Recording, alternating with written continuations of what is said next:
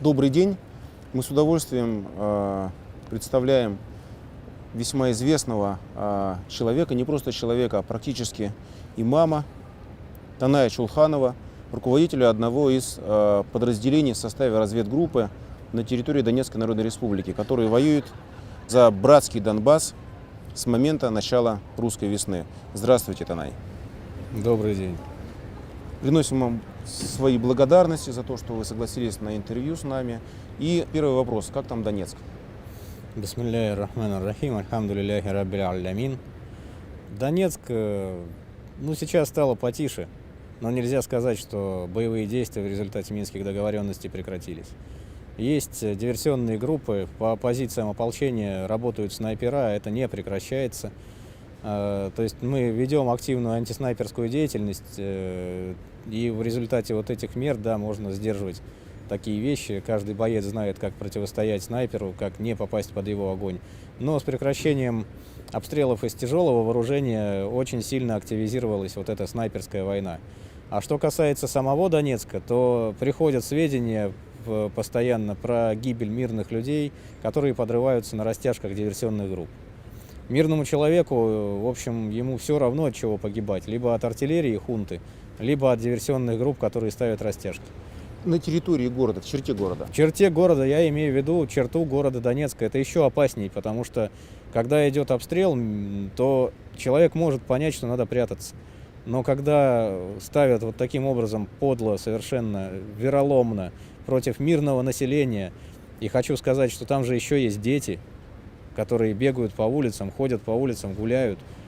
Ходят в школу. Ходят в школу. И год. Когда ставят на территории города мины, это уже военное преступление, и это преступление перед Всевышним. Вот примерно такая ситуация сейчас вот в Донецке.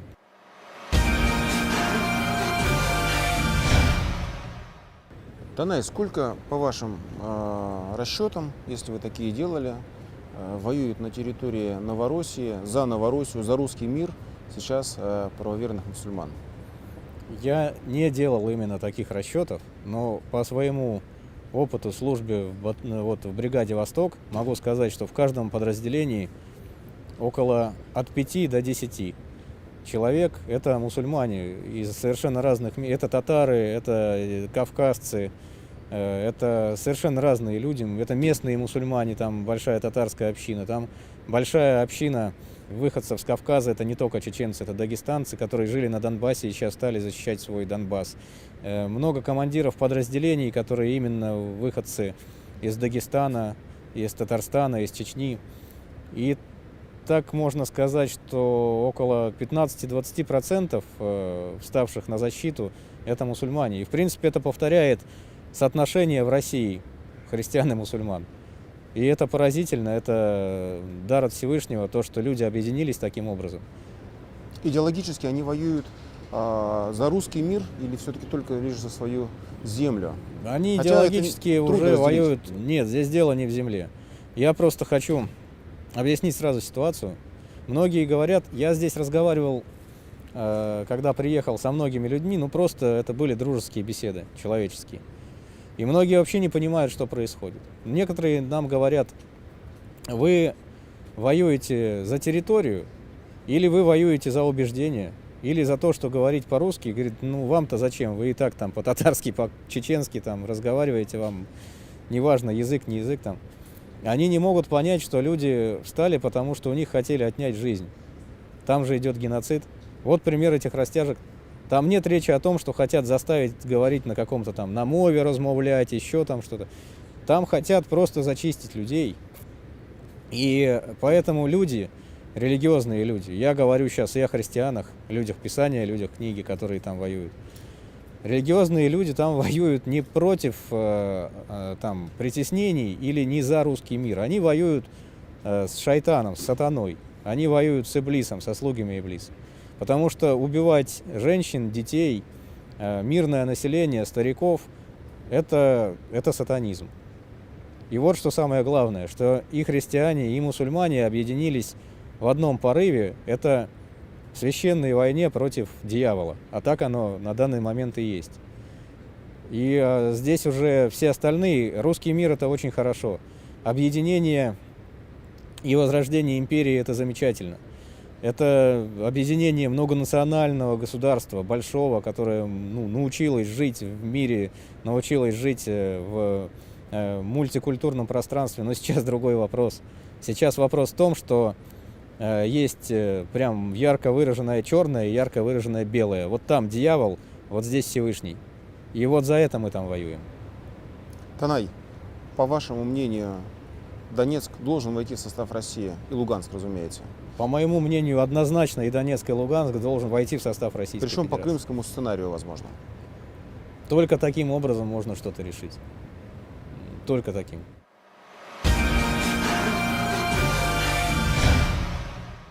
В настоящий момент времени есть ли голод на территории Донецкой и Луганской республик? В настоящий момент времени есть проблемы. И проблемы большие, которыми пользуются люди, которые вот говорят про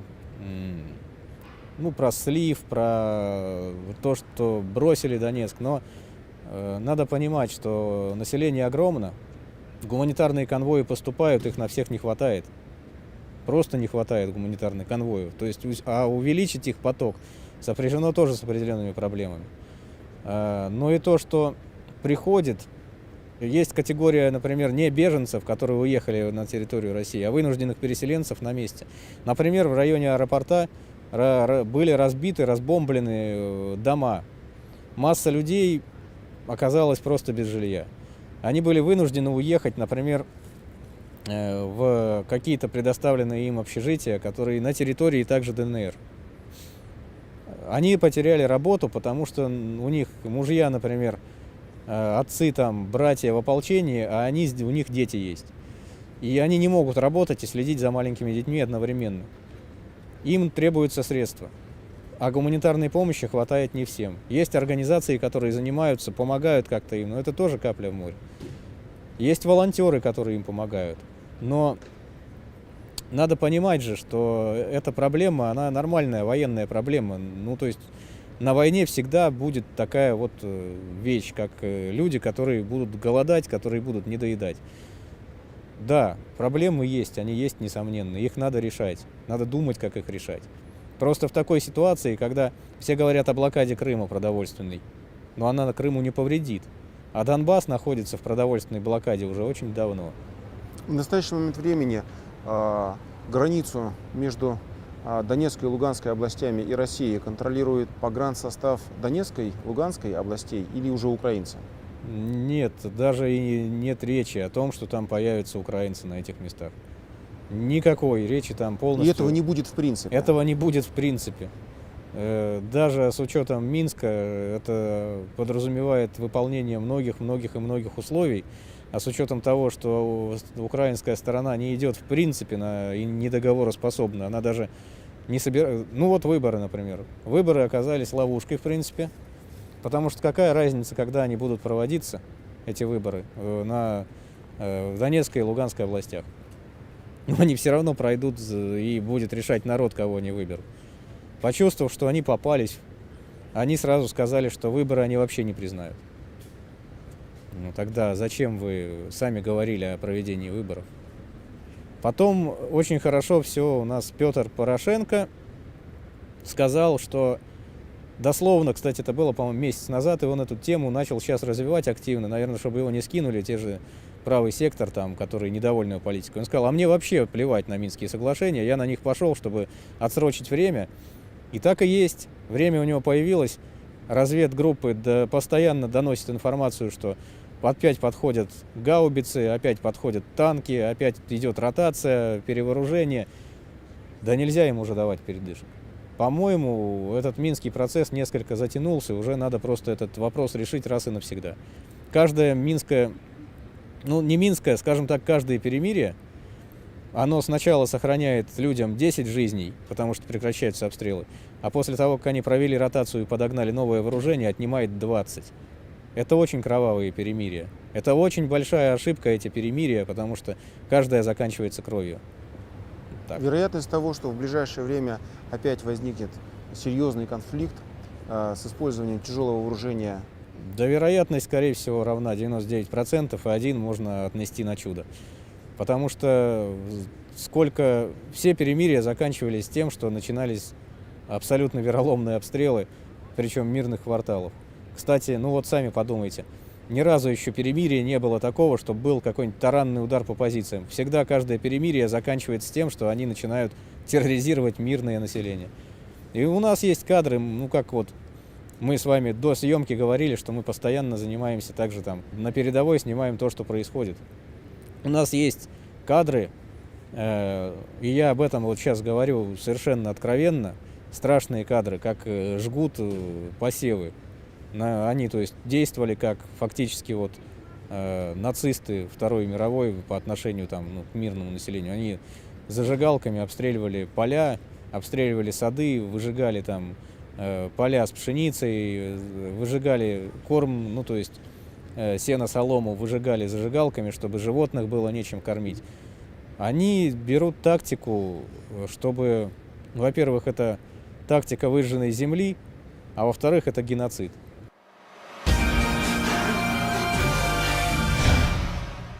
Я не верю в то, что это закончится каким-то, не знаю, договоренностями, миром. Там. Это либо закончится тем, что будет чудо, народ в Украине восстанет и скинет вот эту всю мразь там фашистующую, которая убивает людей вероломно, и сами его сбросят. Либо это закончится новым нападением, и тогда уже я вообще не вижу смысла, будет ли там 4-й какой-то, Минск 5-й, но это уже будет издевательством. Люди на пределе. Люди в окопах на пределе. Я много выслушал в этих окопах уже. Мне говорят, ну, послушай, мы сидим здесь, наших близких убивают там, внезапными этими обстрелами. Сколько можно сидеть?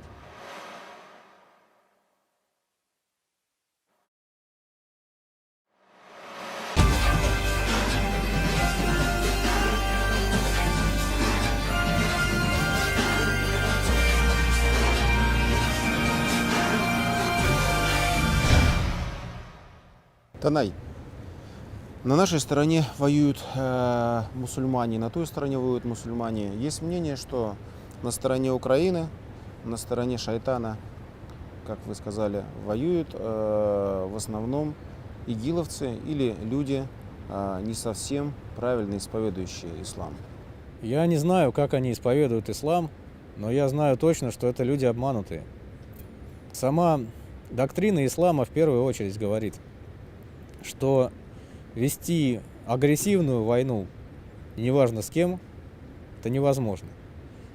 Джихад подразумевает, малый джихад подразумевает прежде всего защиту своей территории и защиту притесненных на территориях, которые, ну, вот, на которых живут мусульмане и которые, в принципе говоря, являются территориями, с которыми заключен договор о мире. Там. Но нас называют террористами с украинской стороны. В то же время люди жили у себя на родине, к ним пришли и устроили геноцид.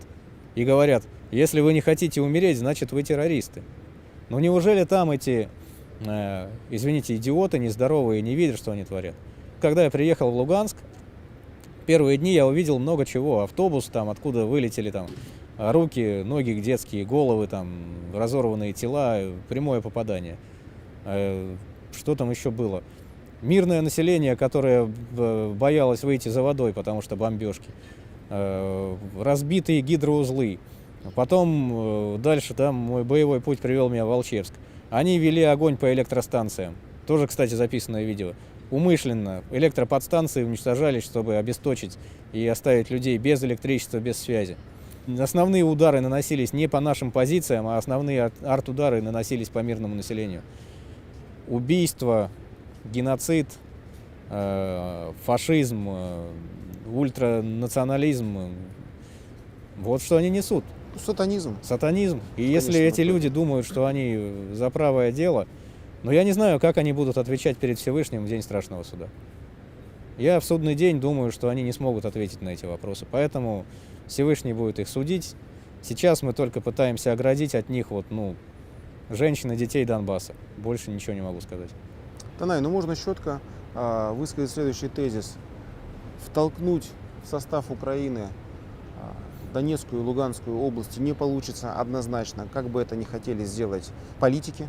Всегда будет сопротивление, причем сопротивление будет на уровне простого народа, потому что с той стороны народ абсолютно зомбирован, насколько я понимаю. С нашей стороны люди терпят, голодают, проливают кровь, и однозначно война будет продолжаться.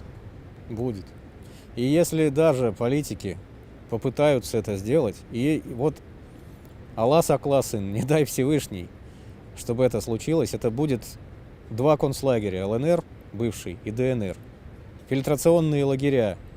Это будет кошмар наяву, если вдруг сейчас каким-то образом это пройдет. Потому что я еще раз хочу повторить, у них нет цели, у этой вот хунты, у них нет цели даже поработить народ. У них есть цель народ уничтожить. И, разумеется, ни один настоящий мужчина не будет согласен с тем, что его семью будут уничтожать. Поэтому автоматически лучше будет мужчинам там умереть, чем дать в обиду свои семьи. Вот А и это всё. значит резня. А это в каждом значит дворе. резня. Это будет настоящая резня. Я говорю про настоящих мужчин, потому что ненастоящие мужчины уже давно сбежали оттуда.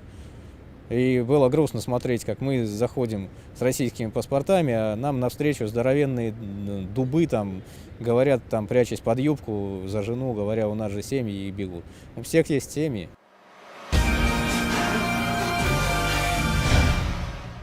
У меня был случай на войне там.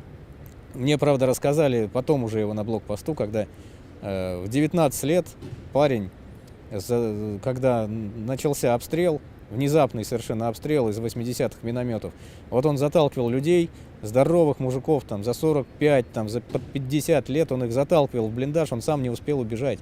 И они потом плакали, эти мужики, слезами, и говорили: посмотрите, у нас всех есть дети, лучше бы кого-нибудь из нас убило. А у него не было детей. У него детей не было. Вот, говорит, каким надо быть. Он нас всех спас, фактически весь блокпост.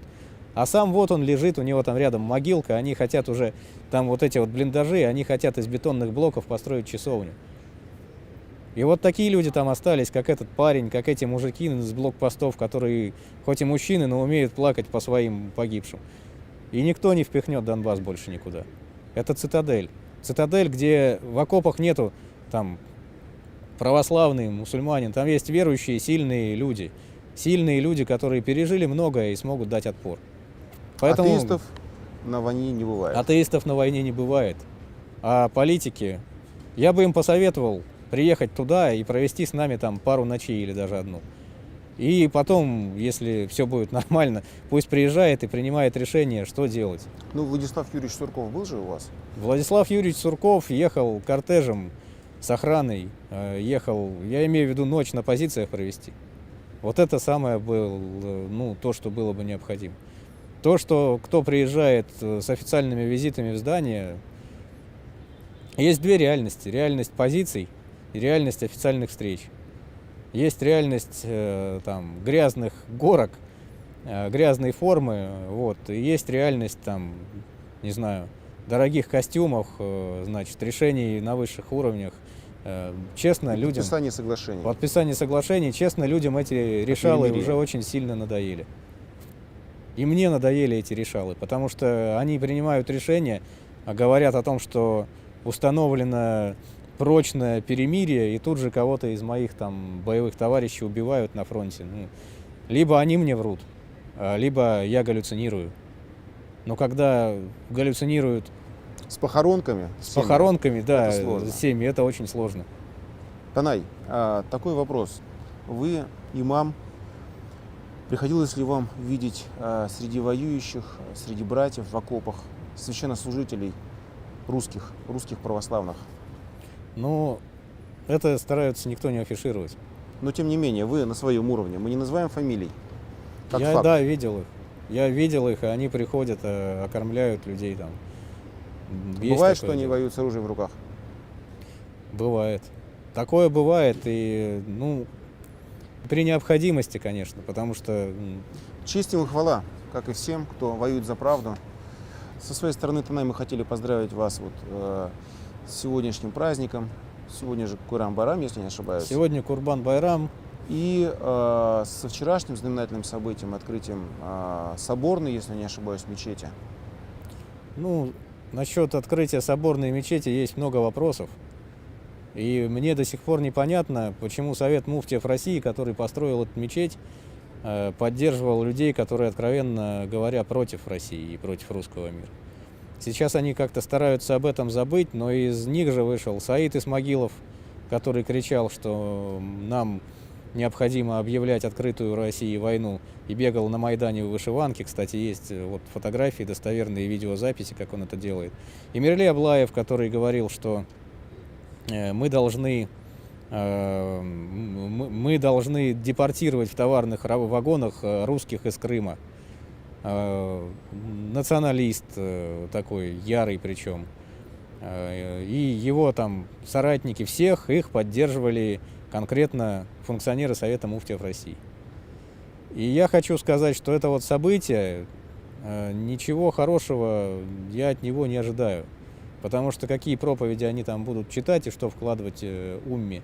Ну, это же тоже политика, уважаемые партнеры. И как бы я думаю, что было определенное давление и турков.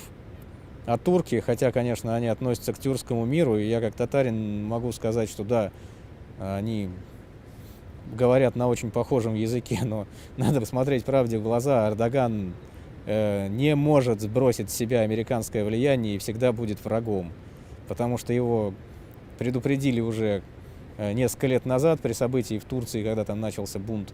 Его предупреждают и теперь, и кому-то надо уже понять в России, что полумеры хуже, чем даже отступление.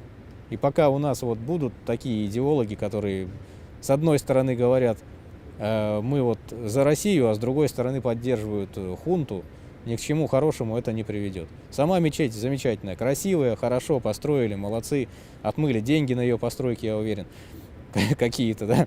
Вот. Все отлично, но вопрос в том, что там будут вкладывать умме, то есть общине, в голову. И как бы это ни вышло боком. Танай, скажем прямо, вероятность того, что в московских мечетях или в мечетях, располагающихся на территории России, могут призывать к джихаду против русских, как против неверных, такая вероятность есть? Есть. И я, в общем-то, получилось так, что моя переписка с функционером Совета муфтиев Дамиром Мухиддиновым, после чего он начал, кстати, против меня информационную войну, и где он откровенно говорит такую фразу: «Русские тоже не мед», и говорит, что русские уничтожали мусульман, мечети, и она сейчас ходит по просторам интернета, эта переписка. Понятное дело, что они будут вкладывать в этих мечетях. Он, кстати, забыл почему-то, что по проекту русских архитекторов была построена соборная мечеть в Санкт-Петербурге. Он вообще про много чего забыл. Ну, это такой человек, он просто ненавидит русский мультикультурализм. Он вообще ненавидит все, что связано с нашей страной. И вот сейчас он очень сильно поднялся. Сейчас он продолжает свою вот проповедническую деятельность. Я думаю, что это приведет, к катастрофе, если так дальше будет. И да, конечно, и если мы приглашаем сюда, Совет муфтиев приглашает заместителя Кардави, это братья-мусульмане, Карадаги, он приезжал с официальным визитом, они ему дали какой-то орден. А это люди, которые стоят у истоков идеологии Ихванджи, братьев-мусульман. Они приговорены в Египте к смертной казни, один, по крайней мере, из них, Кардави, точно приговорен. Так называемый шейх Кардави, который откровенно говорит, что мы должны устраивать в любом государстве волнения, а в свою очередь вливаться в оранжевые революции против режимов, чтобы потом взять власть. Это дословно то, что они говорят. Вот кого приглашает Совет муфтиев. Вот что они творят, эти люди.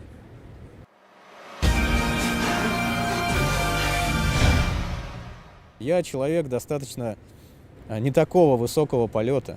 Я на позициях, просто мусульмане просят меня прочитать молитву в качестве имама.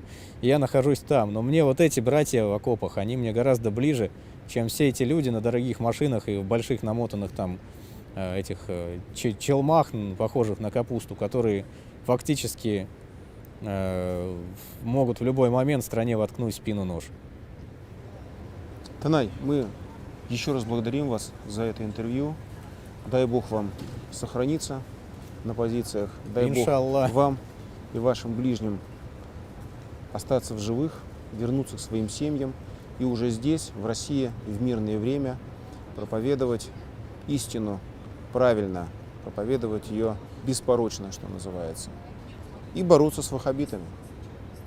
Иншаллах, все в руках Всевышнего. Ассаламу алейкум ва рахматуллахи ва Большое баракатух. спасибо.